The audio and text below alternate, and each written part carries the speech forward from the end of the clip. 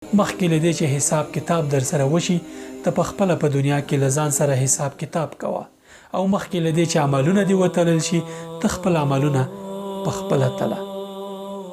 ولې ځکه دغه دنیا کې تا ته درکړل شوی ژوند محدود دی، ټاکل شوی دی. له 0 ثانیې شروع کیږي تر آخري ثانیې پورې چې تا ته یې وخت ټاکلی د هغې په طرف په چټکۍ درومي. یو ورځ ناڅاپه د وخت پای مومي او بیا که په بې پروایي کې د ژوند کړی له تباهي سره مخ کیږي. اقترب للناس حسابهم وهم فی غفلة معرضون.